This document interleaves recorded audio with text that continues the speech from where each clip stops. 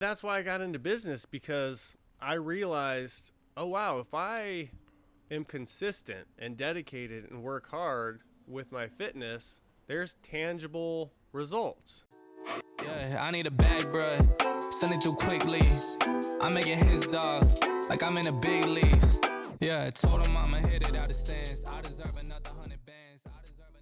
All right, here we are with another episode of the Married Game Podcast. We are the voice you trust when it comes to lust, and we are who you hire when she lacks desire. I got Joel Staley in the house. Welcome to the show. Thanks for having me, brother. Hey, you are the first dude out here on the man cave patio other than Jesse, who's not a dude. So you're the first dude. Dude, I'm continually impressed. You just showed me the man cave, and it is like breathtakingly nuts. Thank you, man. Yeah, it's such a vibe. It is. And that's why when I got the doormat, I'm like, it's got to have good vibes only, because that's what happens when you walk in here. So we are mostly men listening podcast, 75% of our audience. And one of the reasons I was really attracted to having you on the show when we were talking about it was because I believe that one of the lowest hanging fruits of anything to become attractive quickly is to look good and to have a body that a girl would want to touch, whether it's your wife or whether it's a girlfriend, whether it's whoever, you know what I'm saying? And I've had some other fitness dudes on here that are my friends, John Matson, Josiah Novak, and Carl Carnahan is helps dudes. And so I don't think there is enough dudes helping dudes get in shape and really get their thing in. But how did you get into it? And maybe explain to the audience what exactly it is that you do, because there's not enough dudes teaching men how to be men, and there's not enough dudes teaching men how to actually look in phenomenal shape like you do.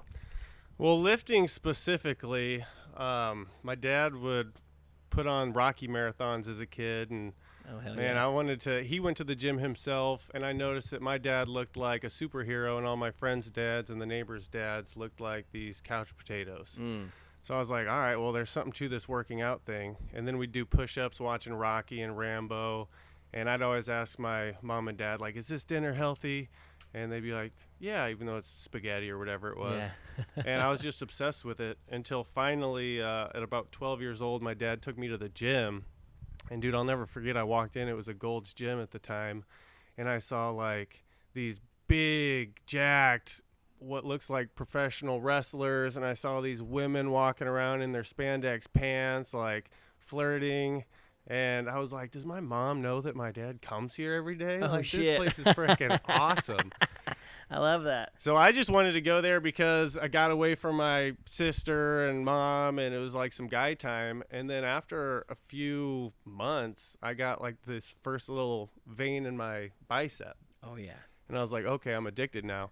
Heck yeah. But the problem with that was for the next 20 years, it was the diet. So I always loved lifting. Yeah. I got the dopamine. I loved the environment of the gym, but I also love to eat and eat a lot. Yeah. And in 2016, I believe, I signed up to do a men's physique competition, and I had gotten a one-page meal plan from a local personal trainer who was kind of a bigwig at the time. It was like $250, and it said exactly what you'd think it said. Egg whites, oatmeal, chicken breast and broccoli, protein shake, and then like tuna and rice. Yeah. And I ate nothing but that for 12 weeks. And like Amy, my wife, girlfriend at the time, she was trying to get me to eat like a kernel of popcorn with her as we're watching movies and stuff. And I'm like, no, it's not on my plan. Like, I was dedicated. Hell yeah.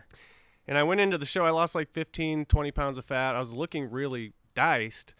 And I ended up getting first place in my class, second overall. Got all these pictures on social media where I'm looking like a brick shit house. Mm-hmm.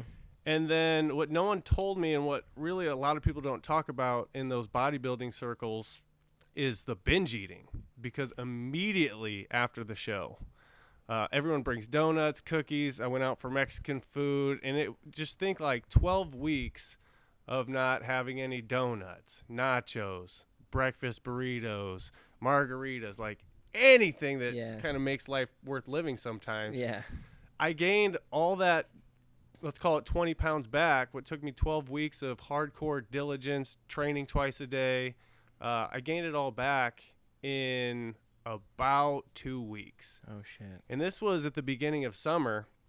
So I'm getting invited to pool parties now. I just posted on Facebook, like, all these pictures of me, 8-pack, shredded, tan. And now, like, all this weight went directly to my gut. Oh, shit. And I could hear the whispers in my head of, like, did he, like, fake that shit? What the hell happened to Joel? Oh, my God. I thought he was jacked. Yeah. So even though I was average again, it, like, all went to my gut. I just felt very self-conscious. And this happened year after year after year until finally, I believe it was 2020 or 2019. 2019. I went and did a show, but there was a bachelor party about 3 weeks before the show. And I'd started dabbling with fasting because I realized, like, I'd wake up and I'd have oatmeal and eggs, and then I was hungry 2 hours later again. And then I'd eat, and I was hungry 2 hours later again. So it was like I'd wake up, and for every 2 hours, I was eating clean, but I was eating way too much. I was still struggling with, like, binge eating at this point. So I first looked into intermittent fasting. I was doing 16-8, skipping breakfast and whatnot, and that helped. And I noticed that I didn't really get hungry until I ate that first time after the first couple days of, like, it's a pattern interrupt or whatever. But then I have this show coming up. I vowed to keep going until I won the overall show. But one of my best buddies had a bachelor party, so I was like, I'm going to crank up this fasting thing. I'm going to go, like, 48 hours. Oh, damn. I'm going to try to do 72 hours. And it was nuts because I went on the bachelor party. I drank, ate, everything with the rest of the guys. Wasn't even thinking. I hadn't even officially signed up for the show yet. But I got back and I did a 48-hour fast. And I was like, oh, that wasn't so bad. Did another 48-hour fast. And I was getting peeled, like, quickly. My strength wasn't going down. I was seeing all these, like, benefits, more energy, more focus at work and stuff. But the crazy part was, and I did end up winning first place in that show. The crazy part was I didn't have that bounce back after the show where I, like, binged ate because I just 3 weeks prior and a couple times in between my fast would work in some of the foods I actually liked. And if I did have, like, a really bad 3 or 4 days, if you ever, like, taken the family to Disney World or whatever and you put on 10 pounds in 3 days, you're like, why can I gain 10 pounds in 3 days? But it takes me 3 weeks to a month to lose it. Right. Well, I had finally, like, stumbled upon how to fight fire with fire. And it was a game changer. So I started getting lean, and there was a handful of clients that are like, dude, you look phenomenal. You won your show. What are you doing? And I noticed a lot of my clients were going through the same thing. They'd lose weight. They'd finish their program. Like, they hit their deadline, they hit their goal, and then they'd reach out to me again 6 months later. I'm like, dude, what is this deal? You know what to do, but they said they needed accountability. They need all these things. Yeah. Which does help. But I was like, all right, I'm tired of working with you over and over again. I want you to experiment with this fasting thing with me. And it was the same results. They loved it. The first 24 hours is always the sticking point. Which if your doctor tells you to fast for 24 hours, if you're going in for, like, surgery or something, you don't give it a second thought. Yeah. But the real key is you need to go to bed past the 24-hour mark. So say you start a fast on, like, 6 o'clock on a Sunday. Come 6 p.m. Monday, that's the toughest part. Yeah. And it's not, if you're drinking water, if you have some electrolytes in you, it's really not that bad. But that's the sticking point. Yeah. The beauty is if you can push a couple more hours, go to bed at, like, 10 o'clock, you wake up the next morning, you're in ketosis, you're burning fat, you feel phenomenal. Yeah. Hunger is, like, not even an issue. I know what you're talking about. Yeah. Yeah. So really it's just, you don't want to eat like a complete clown, obviously, but you can be a lot less diligent with, like, oh, I can't have that, and I got to track my calories and my macros, but my wife made chili and threw all the cans in the trash. Now I got to dig them out of the trash and scan them into my FitnessPal. Yeah, exactly. It's like, okay, if things start taking a turn the way I don't want them to take, I can just throw in a 48-hour fast, and I'm better off than when I slipped up. Do you do these quite a bit? Like, is this a part of the program that you teach guys? Is this fasting? Yeah, fasting is it like a cornerstone of it, or is it like a piece of it, or? I'd say it's the cornerstone. Now, I've had a lot of guys that have messaged me and said they did the fasting on their own and they lost 50 pounds and it was great. But it's few and far between, because typically, you need a tribe to thrive. Yeah. It's the same exact thing, especially for guys. If you're competitive and you're like, man, I'm not really feeling a fast right now, but Larry and Colson said they're doing a fast, so I'm not going to be the weak link here. You jump into it. That goes a long way. But yeah, fasting, the real beauty is if you want to lose fat extremely fast, like we've had guys lose 80 pounds in 90 days, which is nuts. Wow. Not of muscle either. Yeah. Like I have pictures, not of muscle. Wow, that is insane. That's if you go super aggressive, but fasting, everybody fasts, even if you don't want to. If you sleep, you fast. Yeah. So it's more of a scale. The higher you crank it up, the quicker you can get rid of the fat. But if that's uncomfortable, you can dial it back. It's very flow statey. Yeah. You can work it in.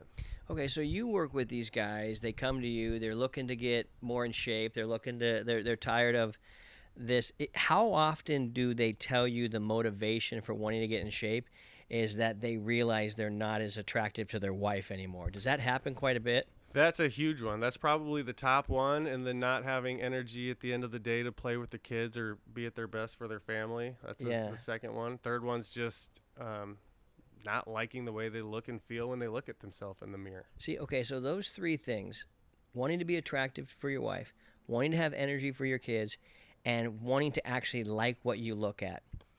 Those, to me, have they have deep meaning. They're almost like spiritual. Like, dude, of course I want to be the best for my spouse. I want to be there to have fun with my kids, and fuck, I want to love myself. I want to love what I look back. But yet, our culture, especially nowadays, oh, that's so vain. You know what I mean? Oh, look at that guy. He doesn't, he just wants to look. Isn't that an interesting thing? Do you guys, is this a mindset that you have to help men break? I don't even listen to that. Well, of course. It's so stupid to me. It is. Honestly, it goes in one ear and out the other. Yeah. It's like that with... But a lot of guys listening, that they've bought into that bullshit. Yeah, it's insane to me. It's funny because we've worked with over 1,400 men now, and I've heard it so many times. It's like, dude, if I had any idea... I thought I felt okay. I thought this was normal where I was at. Yeah. And now you shave 40 or 50 pounds off someone. Dude, I had I was doing Murphs for a little bit and I had a 20-pound body vest on. Oh, yeah. Dude, you take that thing off and you're like, oh, my back hurts. My shoulders hurt. Like, that thing's brutal. Walking around with an extra 50 pounds on you. It's crazy. Starting the day and you're brushing your teeth and your man boobs are jiggling. Yeah. Dude, that's not good for your self-confidence. Especially if it's been like 10 or 20 years and you know you need to fix it. Yeah. I think that to answer your question, that's why people do it, because they're like, subconsciously, they're like, all right, it's been 20 years. You haven't fixed it. Maybe we just start justifying it. Maybe that's our safety mechanism of like, if we can't fix it, then, if you're jacked, well, yeah, you could be jacked. If you're vain and super into yourself, and it's important to you. But those justifications are just such fucking, it's so weak, but so many guys fall into it. What was the turning point? I mean, 1,400 guys. I mean, you must be doing this for a while. 4 years now. 4 years. Okay, so that's like an average of basically a dude a day. Yeah. Was there a point in your business where you realized, fuck, this isn't about Joel and Joel making money anymore, but this is about me like serving these dudes? And when was that, and what was the big epiphany for you when that happened? Yeah, I'll be the first to tell you I didn't get into it to like help people, which is a shitty thing to say, but I'm not going to lie to your audience. Sometimes I might rub people the wrong way. I don't lie, though. Yeah. But it was like, okay, I'm tired of working for someone else. I'm an entrepreneur at heart. I've known that my whole life. I've always known I'm naturally good at fitness. I don't want to start a gym and work in a gym all day. I don't want to be a personal trainer and trade time for money. And then I saw a YouTube video. It's like, what's a fitness coach? And I was like, ding, ding, ding. Oh, shit. But, man, it was... it wasn't long after I got the first couple guys, insane results, and they're like, dude, you changed my life, great, or I changed my own life, best thing I've ever done. And I was like, oh, cool, man. I'm just happy, like, someone paid me to give them advice and is doing this. But then it started being like, no, dude, seriously. Like, my wife pulled me into the bathroom at the bar the other night. It hasn't happened in 30 years. Yes. Or whatever it was. Yeah. It's like, wow, man, this is huge. Yeah, dude. And then you get to know these guys. They're not just like numbers to you, but they're showing up to the calls and you're building relationships with them. And we leave everyone in the Facebook group. It's not like, all right, thanks, see ya. Yeah. So we see them like 2-3 years later and they're still crushing. And that's when it's like, dude, anyone can lose weight. Yeah. Everyone loses weight. The real game changer is, can you find something and put it in your tool belt that's going to allow you to sustain it and keep it off? Yeah. Like, that's where you really win at. Yeah. I think it's all the biggest losers besides one who had like gastric bypass or whatever have gained all the weight back plus more. Mm-hmm. Like, keeping the weight off is the win. Yeah. So it was actually like a year and a half, 2 years in when I started realizing, like, okay, this worked for me, but that's not proof. Now that hundreds of guys have like kept the weight off and they're still doing it to a much less degree, because maintenance is not the same as aggressive fat loss. Sure. You can bring it down a whole lot, but just having that knowledge of like, oh, I know what to do, it works quick and it doesn't suck.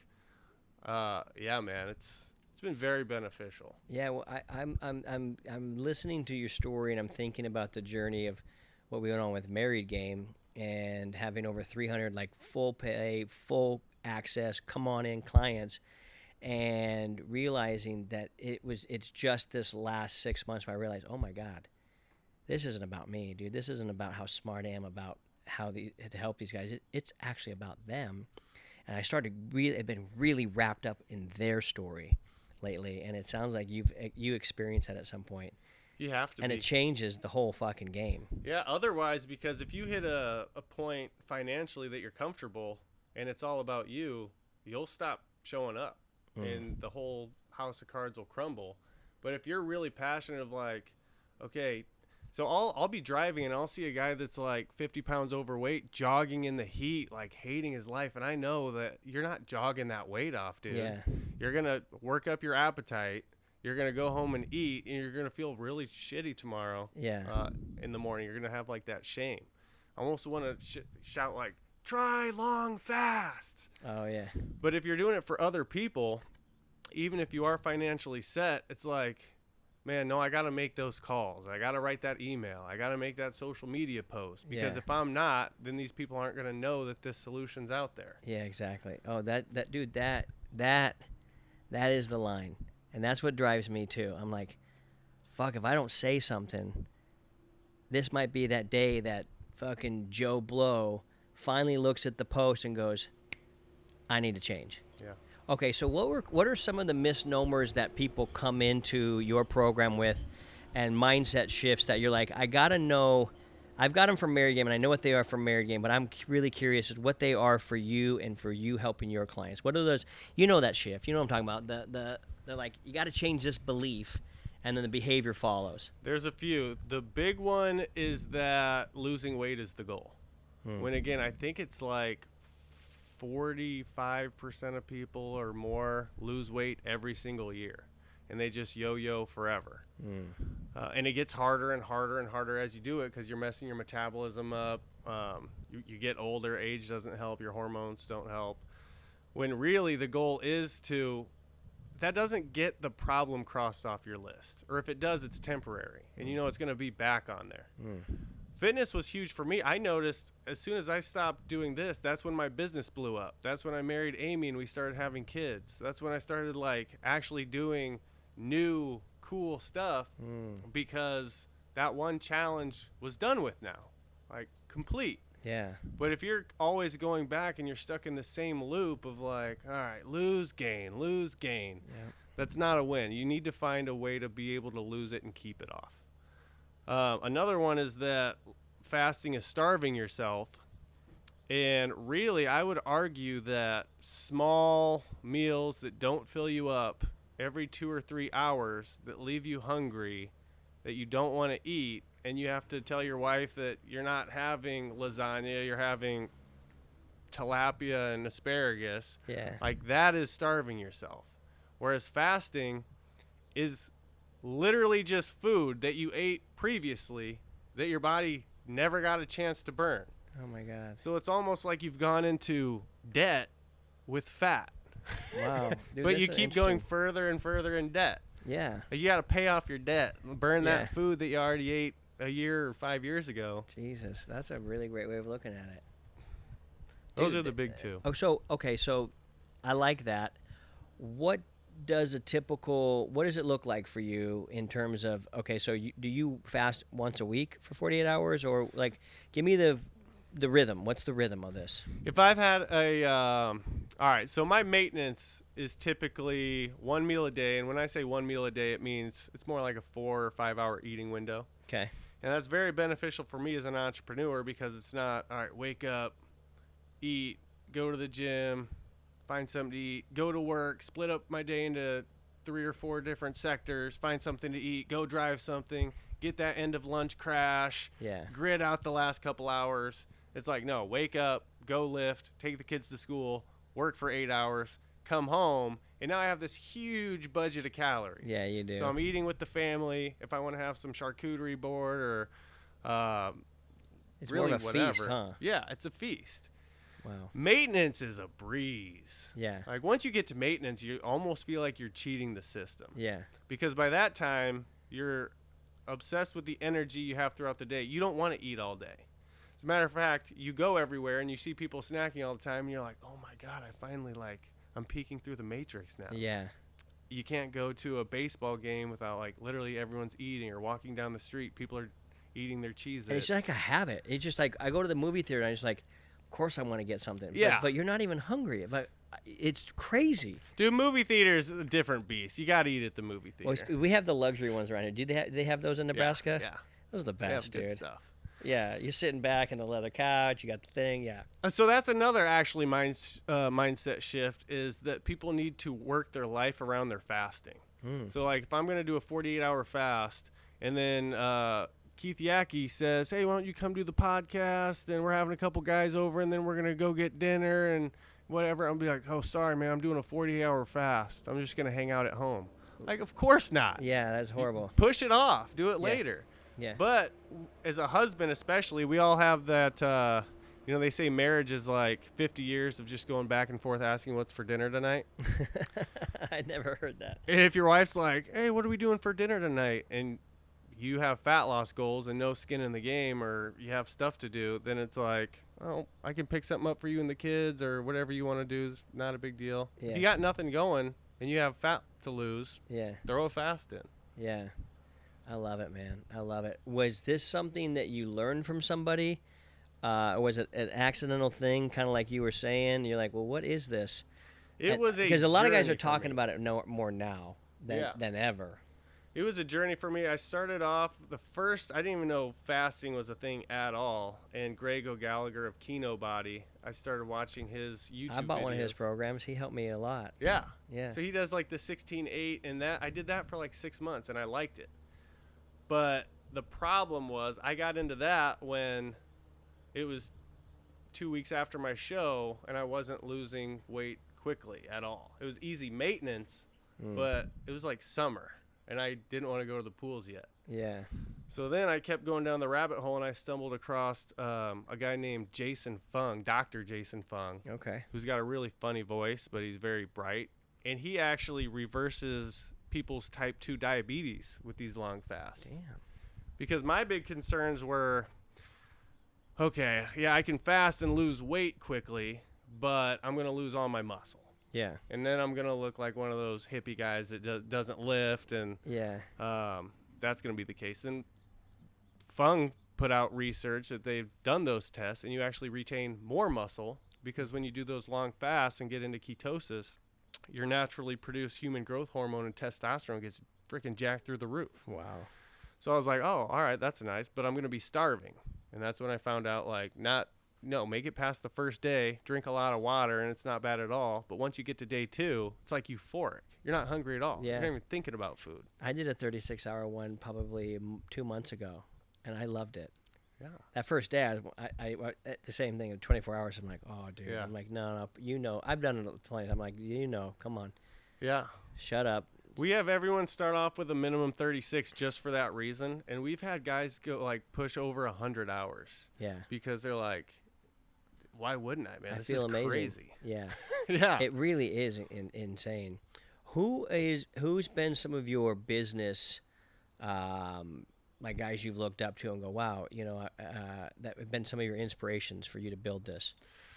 I'm a big fan of Larry Hagner. He's got a podcast called Dad Edge. Yep. Larry's great, man. Yeah, Larry went through my program 18 months ago, and I know that for a fact because he just posted yesterday a video in the community that 18 months later, this stuff's still working for me. Like, it really works. Hell yeah. So, yeah, Larry's a great guy. Man, I got to say, my first impression of you was your marketing.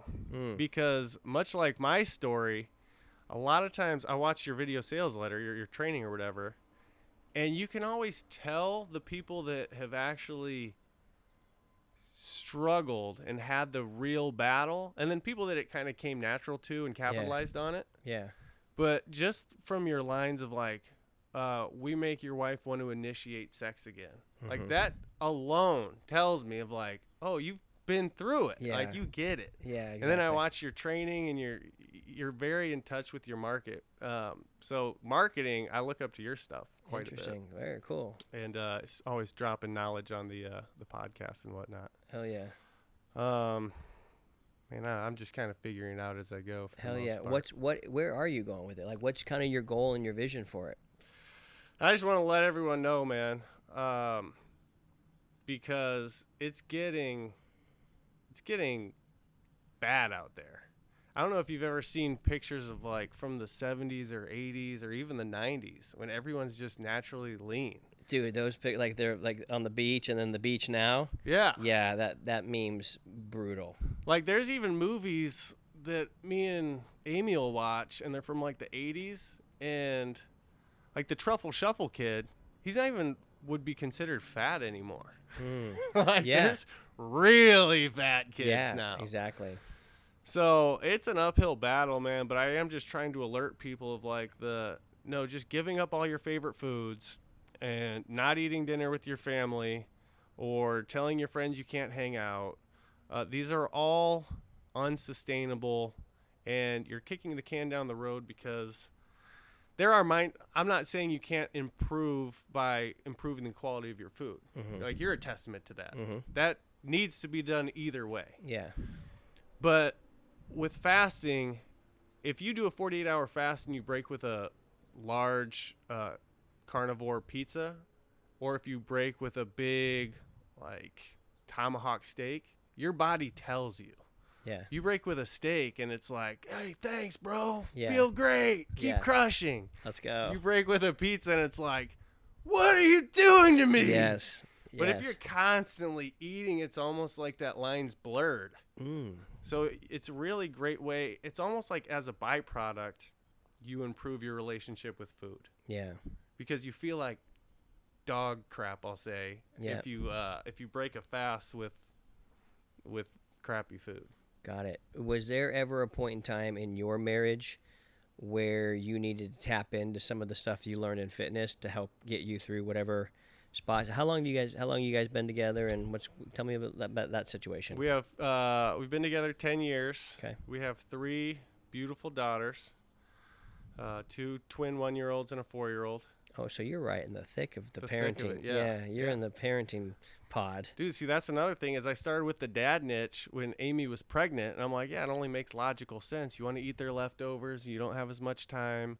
And then once I had 3, I was like, oh, man, I had no idea how needed this really was. Yeah. I have no time.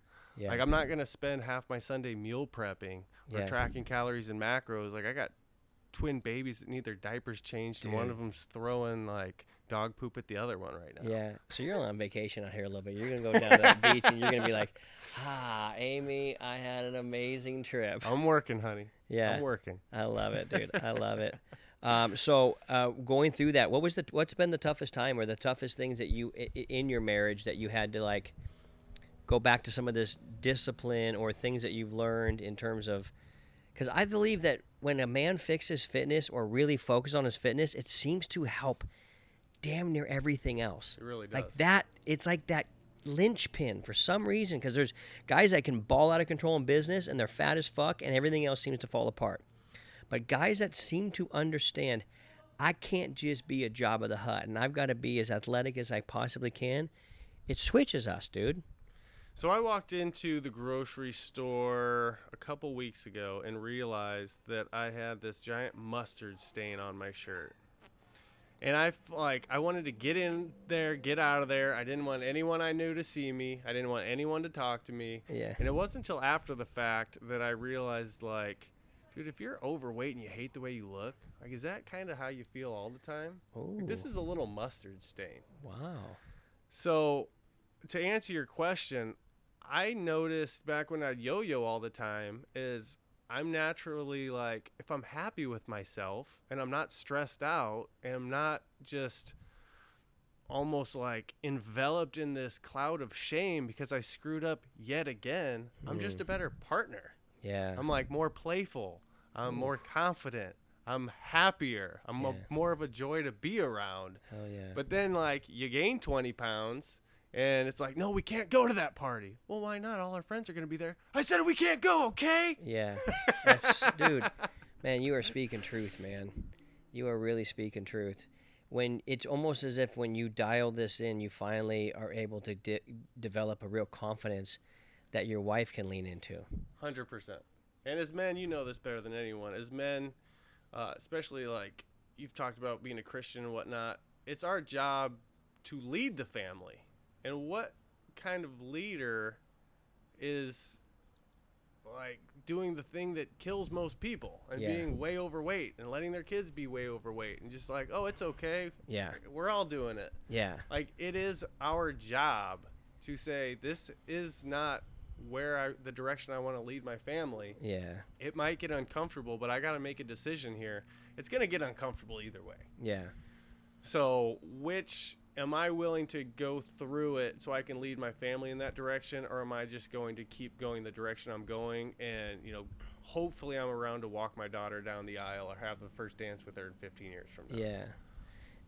You probably see the same things I do, but I had a really cool thing happen last night. My daughter and I went to go get a meal for my wife and down here at the mall. And I said, hey, we got some time. I need some new shoes. Let's go get some new shoes. And she goes, okay. So we go in, we're looking at the shoe store, and they didn't have really what I wanted or the size I wanted. So we walk out, and there's a dude, they'll clean your shoes, and they got the shoe cleaner stuff. Yeah. And there's a couple black dudes, and you could tell that they lifted at one point, but they were about 40 pounds packed on past that. The dad bod. Yeah, but they were like stocky, kind of like I look at them more like high school football coach bod. I know exactly you know what I'm talking about? Yeah. Like the guy definitely used to lift, and he could probably bench more than us, but he's also been eating a lot. The diet part. Yeah, he's been eating a lot. Mm-hmm. And the very first thing they mentioned about me, they're like, "Damn, dude, you look like you're in great shape. Man, you must be hitting the gym." And I go, "Yeah, I've been hitting the gym a little bit lately." And I said, hey, man, if you can clean these not these shoes, but I said, hey, if you can clean these shoes up, I'll buy the box. They're like, oh, get over here. Let's go. Let's clean them up. And within 5 minutes, both these guys are like, dude, what's your Instagram? I need to follow you. It was like I became the instant leader. And my daughter's sitting right next to me, she's also an athlete. She's really into gymnastics. Her body's built like a gymnast. She's just a badass. And I said, did you see that? Did you see how I was a leader? She goes, yeah. I said, did I have to even say anything? She goes, no, they could tell by your body. And I go, that is my favorite quote, and it's by Vince Lombardi. Have you heard it? Leadership by example isn't the best way to lead. It's the only way to lead. Yes. And being able to show my daughter just how men respond to other men that are actually built like men want to be built. It's a leadership thing. Like you're saying, like we lead. You got something you want to show me? What is it? I want to show you. Yeah, you mentioned the daughter and leading by example. We went to get Kennedy from daycare on Monday, and her teacher's like, Kennedy kept putting her feet under the timeout couch and doing sit-ups today. And I'd like never been so proud. And my wife sent me this picture this morning. She's building her own little following. Now her friend Maddie's down there doing some sit-ups with her. Oh, yeah. So yeah, you're 100% right. And it's because she's seen me doing it. And she always says now, like, no, Dad, I want to be healthy. Yeah. I don't believe in like cramming it down their throat, and because then they'll just rebel anyway. Yeah, of course. But leading is the way that you do it. Yeah, exactly. But yeah, man, you're 100% right. I remember I was in a center sphere, like a networking thing in my town a couple years ago, and you're not supposed to have two people from the same industry in there. But we had two guys show up one day, and it was like you couldn't have found a better juxtaposition if you had put out flyers.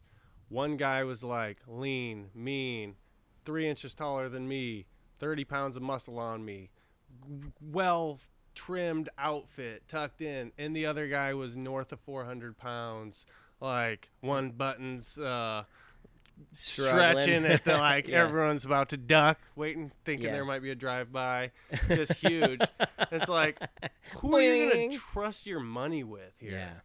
The guy that obviously takes care of himself, or the guy that looks like it's a struggle just to get here? Yeah. So That's you're so right, true. man. You do become a leader because it's just people's first impression of like, whether you are judgy or not, subliminally, you know, that guy takes care of himself. Exactly. Exactly.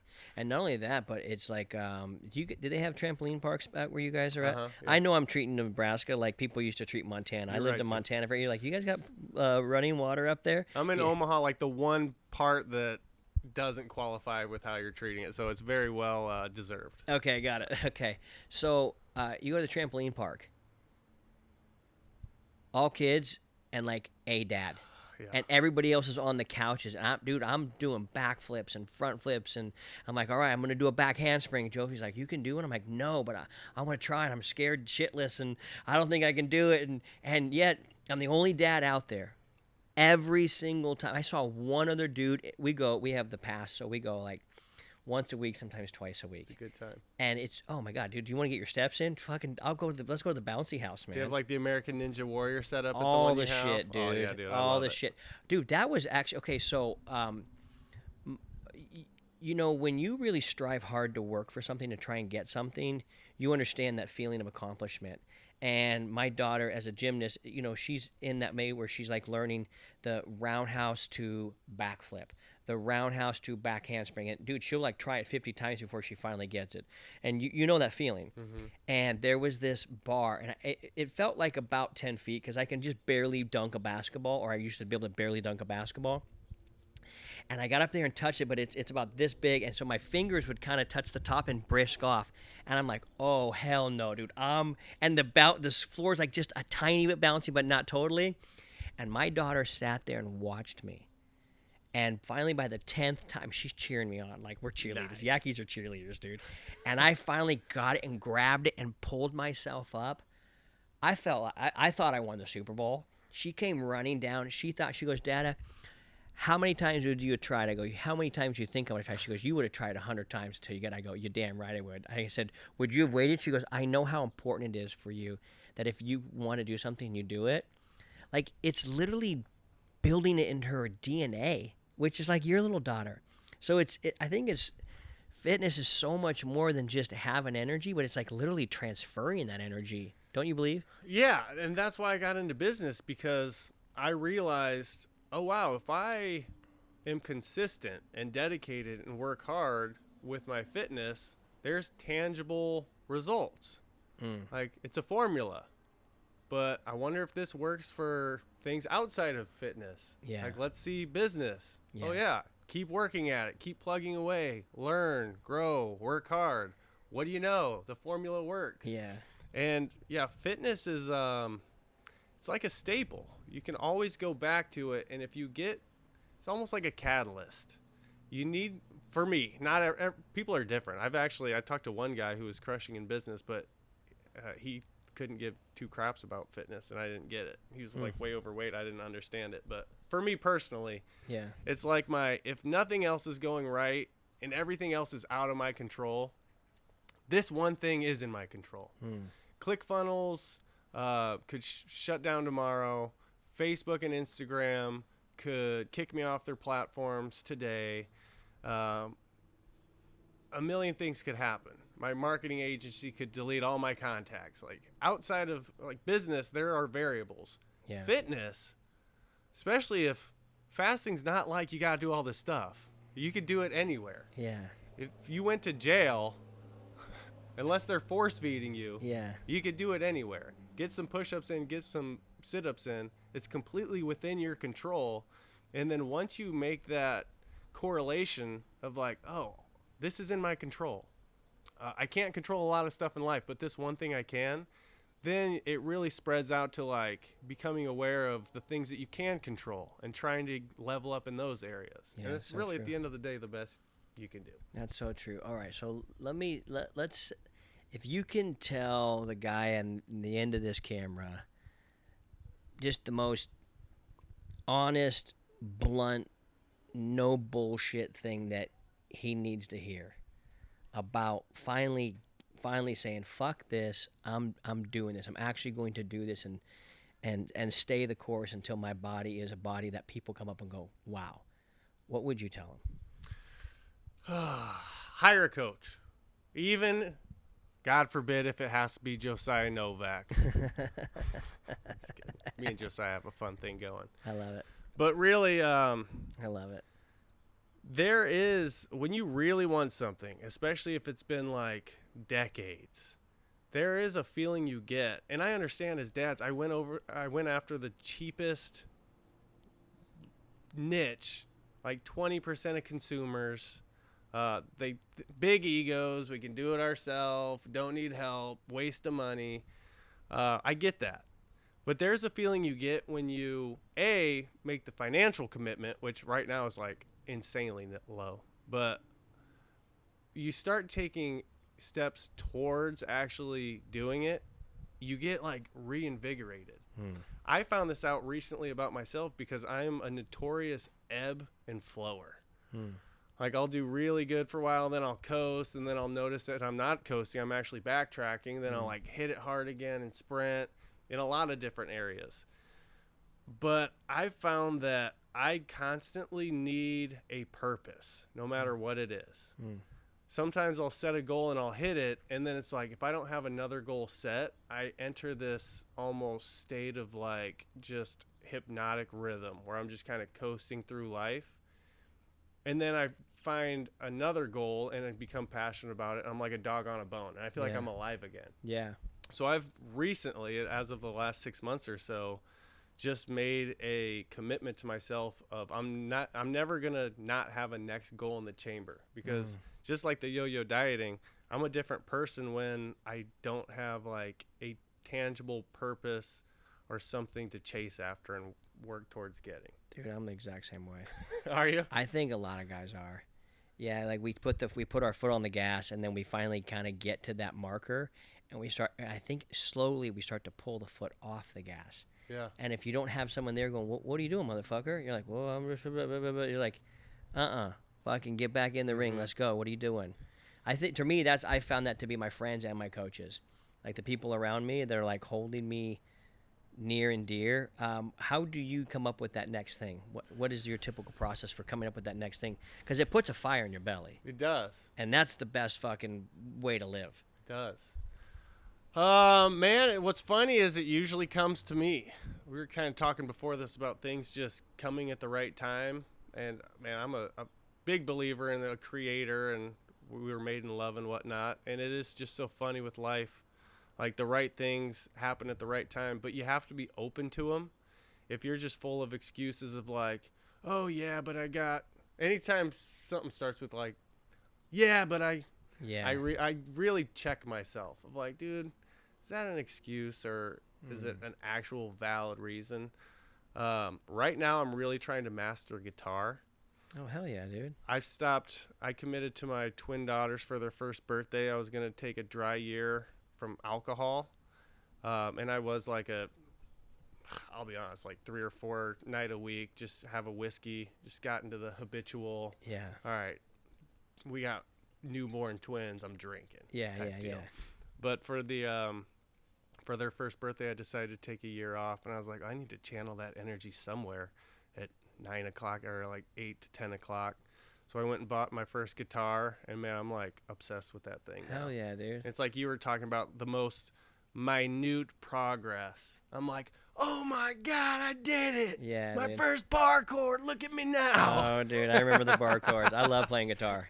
Do you? Oh, I've been playing it since I was 12. I checked your Instagram, who you're following, to see if there was anyone with the keyword guitar in it. That's how obsessed with it I am. I'm like, dude, if Yaki plays guitar, we will legit be best friends. 100%. Dude, I don't kind of play. I'm good. Nice, like, dude. really fucking good. Nice. So I can play my ass off. That's where I'm trying to be, man. Now, I'm good compared to people who aren't that good. But to, like, fucking really good guys, they'd be like, oh, he's cute. Dude. He's cute. But, I mean, like, you can hold your own. I played in a band and played live for 4 nights a week for years and years and years. See, that's my new goal is I want to get up on stage a year from not drinking and be like, dude, I put down the maker's mark and picked up the guitar, and a year later, I'm in the best shape of my life, and I'm up on stage just dominating. Hell yeah, dude. So that's what I'm working on really hard right now. That is amazing. For me to keep that fire in my belly, because I've got a fire in my belly right now, burning brighter than I think ever. And it actually happened a couple weeks ago for us, sitting around with my Ascend brothers.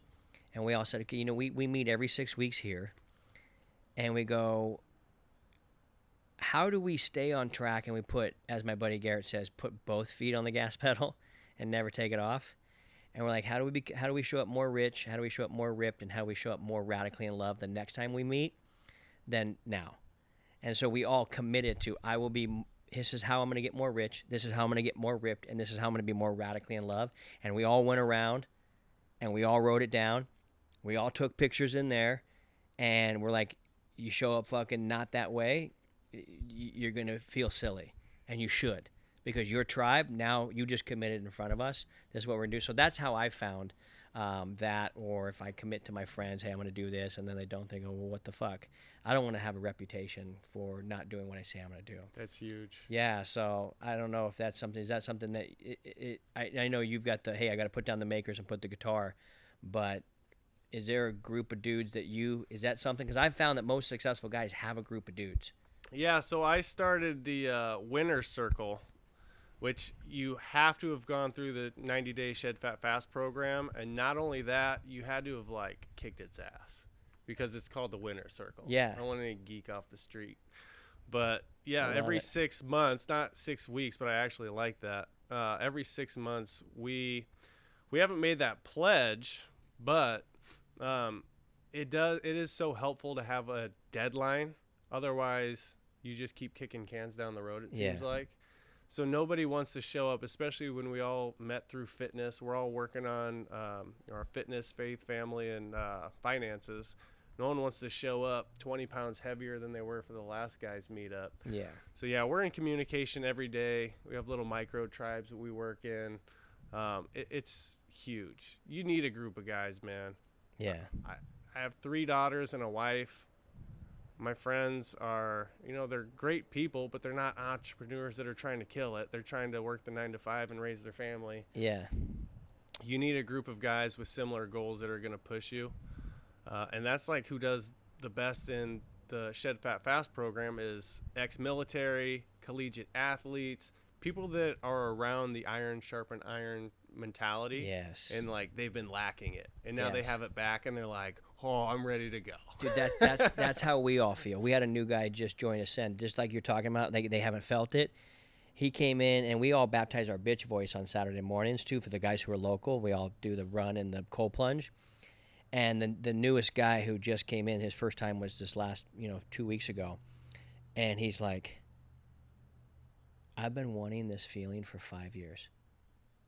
I've been wanting to be around other dudes that are like, we're going to fuck shit up and we're going fucking all the way. And he's like, I realized I didn't even realize I didn't need it, but now that I have it, I go, fuck, I've been missing this. Yeah. And that is such a powerful motivator for did you play a lot of sports growing up? I played baseball, basketball, that was pretty much it. See, how old are you? 35. 35. Okay, so I'm 44. But you said you grew up on a lot of the same movies I grew up, but it sounds like you watched them on VHS or DVD, and I fucking watched them in the theater. Right? Dude, like, I was watching Rocky and fucking my dad took me to Rambo in the theater, and I'm losing my mind watching fucking muscled out Sly Stallone. I saw Cobra in the theater. Remember when he goes, "You're the poison, or you're the problem, and I'm the cure," or something like that? Yeah. I remember watching that in the theater going, that's my fucking hero right there. Yeah. I want to look at that dude. So you have this throwback vibe. I actually thought you were older, but I'm like, he looks too young to be fucking my age. So there's this essence and edge that I really like on Married Game, and you have it. And it's just like, I want to fucking win, and I don't feel bad for winning. And frankly, losers and loser talk can fucking take a hike. Yeah. Like, go fuck yourself. Yeah. I'm not doing that shit. You drip of that. And I like that. I resonate with that with you. Nice. Yeah, man, it just gets old. Everyone has a million excuses. That's the thing about excuses is like, yeah, if everything's handed to you, if everything was handed to you and you're crushing, then that's cool. Like, you're not losing. You didn't goof it all up. But it's the person with the excuses that perseveres anyway. That's like the story. That's the hero's journey. Yeah. So your excuses is like literally your opportunity, but you're just leveraging it to stay terrible. Yeah, exactly. Yeah, that excuse doesn't serve you. You now serve the excuse. Yes. And that's just bullshit. It is. And and I think why you and I can say that is because we've both served our excuses for times of our life. I mean, I can show you when Jessie was pregnant, we took a picture next to each other, and my belly was bigger than hers. Really? Yeah, bro. I blew up to 245 pounds. Wow. Yeah, dude. I'm a fucking svelte, lean, mean, masculine 206 right now. Dude, you are. You look really good. Thank you, man. I'm not saying that because I'm on your show. Yeah, I showed up and I was like, oh, damn, dude, I should have did some push-ups in the parking lot. But, dude, I'm going down to 195 fucking ripped. Get it. Yeah, give me, that's what, 11 pounds. It'll take me about 10 weeks. You know what I mean? That's kind of where my mindset is. Yeah. Let me look at the camera. Zoom in on the camera. Well, hold on. No, because I'm packing on muscle too. I've got right, the there you supplements and this isn't just, if I needed to drop 10 pounds, we could do that in 4 weeks. That's fucking, I know I can do that in 4 weeks. But I want to be 195, like, well, fucking damn. You can't see this from the podcast from driving down the highway, but yeah, I didn't realize you're right on the water.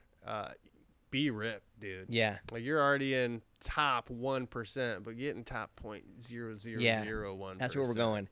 Yeah. This year is all about, and I want to know what this word means to you, but for me and my Ascend brothers, we are all like, you know what we're going to do this year? We're going to become undeniable. What does that word mean to you? Undeniable, I would just say that, without using the exact definition from the dictionary, is like, who's going to look at you and say that guy doesn't have it figured out? Yeah. I mean, because that's my goal. I want to be ripped, have a lot of money, have a great relationship with my wife, raise my daughters to be respectable women that are also just some stone cold savages. Yeah. And then be in touch with my spirituality and like the universe, and always learning and always just curious about. Yeah. Chances are I saw your book collection and we have a lot of the same taste, but have you dabbled with Napoleon Hill's Outwitting the Devil? Yes. Yeah, man, where it talks about 97% of people are just drifting. Yeah. That's the opposite of what I want to do. Yeah. I want to like see new things, go to new places, meet new people, discover new things about myself, find my weaknesses, fix them. The guitar thing, the year is just to have an immediate deadline to get me pumped up. But right now I'm reading Robert Greene's Laws of Human Nature, the guitar. Really, I have this vision of myself at like 60 years old out on the rocking chair of my front porch. And not only just being able to tell you like a bunch of stories of, Keith Yackey, President Yackey. Yeah, I was actually on his podcast back in 2023. Yes. But also to like, pass me a guitar. I'll shred it. Oh, you want to play chess? I'll whoop your ass at it. Exactly. Like, just anything this dude didn't like master during his Yeah. life, that's where I want to be. Amen, dude. I think that's a life well lived. A man who's mastered just life. He looks at something and goes, I can handle that.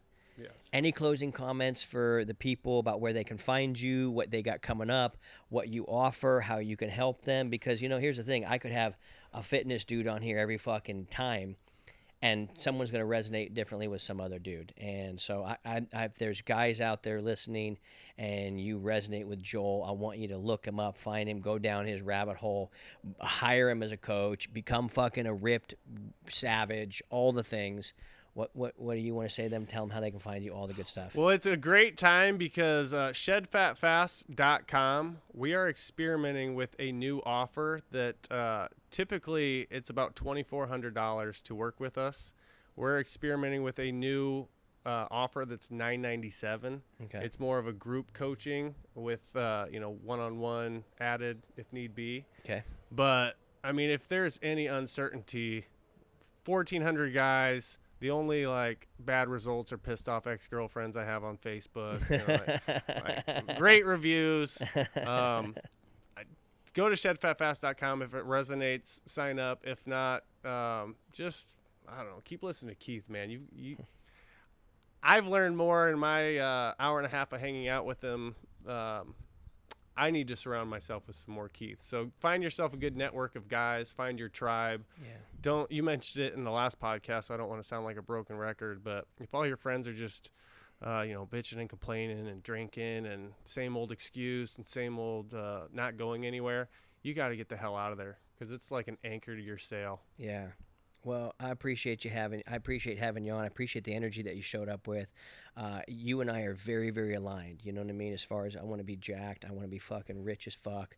I want blowjobs and 69s until I'm fucking 94. In fact, I hope if I'm dying and Jesse goes, "You're gonna be done in an hour," I'm like, "Lady, suck me off, dude," and she'll be like, "Fuck yeah, One last my one. guy, let's go, dude." One for the road. And then being like a messenger for whatever's making these fucking leaves green and these trees grow and you and I fucking breathe at night when we're fast asleep, whatever created that, I want to make them proud. Yeah. And you and I are deeply aligned in that, man. So I appreciate you having you on. I'm glad that they got to introduce you, and I hope we hang out a lot more, bro. Likewise. All right, you heard it here. We got Joel Staley in the shed, fat, fast, and if you don't have $1,000 to go get not just $1,000, that's going to give you the knowledge and the accountability and to what you do, but man, your time and attention to say, you know what, I'm fucking tired of being fat, and I've been fat, so I can say that to you. I've been fat. I've been fucking chubby yacky, and guess what? It's ridiculous, and it's pathetic, and it's fucking not undeniable. So go follow this man, learn from this man, hire this man, and go get yourself to become the most attractive version of you. And as always, keep crushing it. That shit's contagious.